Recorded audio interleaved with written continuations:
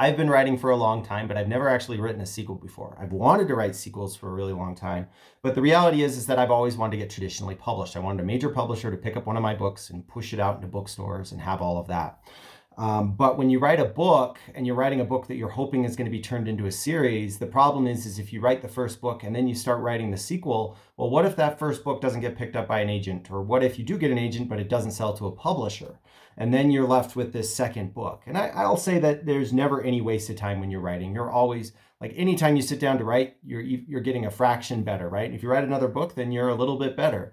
But the reality is that if you write a sequel, it could be really difficult at that point if the first book doesn't sell to sell the sequel. You maybe are able to start your series from the second book, and I've heard of people doing that before, but it's a big risk.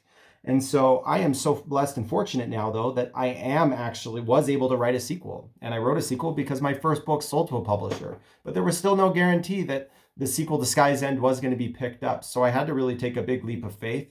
And I just put everything I had into the book. And I wrote the book that I wanted to write, that I had been daydreaming of writing for years and years and years.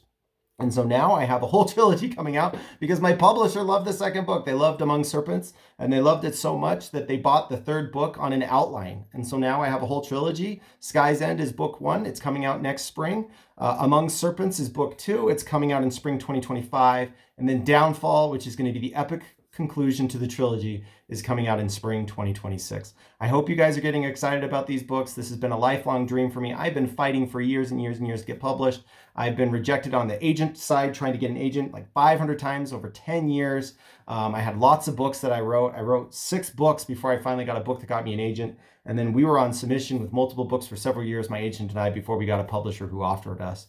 And I'm feeling really incredible and just so accomplished. And I can't wait for people to read my stories and this world that I've created.